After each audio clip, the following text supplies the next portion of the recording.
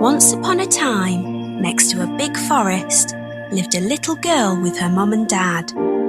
Each time the little girl went into the forest, she wore a red hood. Everyone called her Little Red Riding Hood.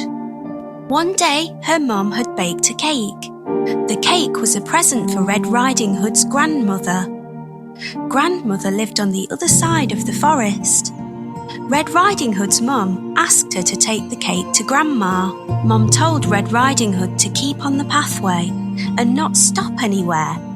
She told her not to talk to strangers. Mum and Red Riding Hood waved goodbye to each other. Little Red Riding Hood went into the forest.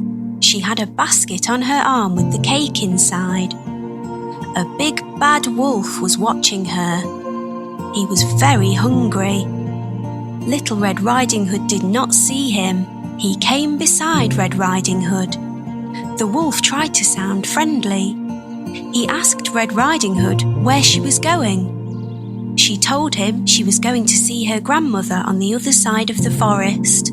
The big bad wolf told Red Riding Hood that she should pick some flowers for Grandma. As Red Riding Hood was picking the flowers, the wolf ran off. He wanted to get to Grandmother's house before Red Riding Hood. The big bad wolf arrived at Grandmother's house. He knocked on the door. Grandmother asked who it was. The wolf changed his voice and said it was Red Riding Hood. Grandmother said the door was open. The big bad wolf let himself in. Grandmother saw him and began to scream. Before she could do anything, the big bad wolf swallowed Grandmother up. The big bad wolf was not satisfied. He wanted to eat Red Riding Hood as well. The big bad wolf dressed himself in Grandmother's clothes. He climbed into her bed. He waited for Red Riding Hood to arrive. Red Riding Hood came to Grandmother's house. She knocked on the door and asked if she could come in. The big bad wolf changed his voice. He sounded like her grandmother. He told her to come in.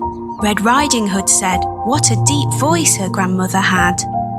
The wolf said it was better to greet her with.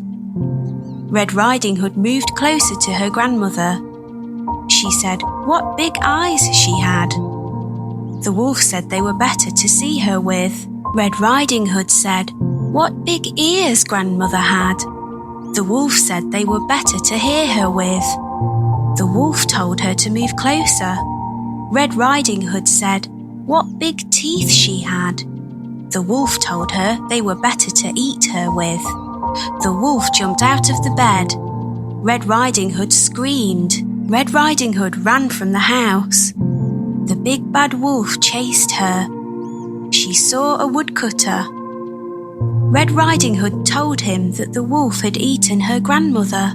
The brave woodcutter picked the big bad wolf up. He shook him and the grandmother came out.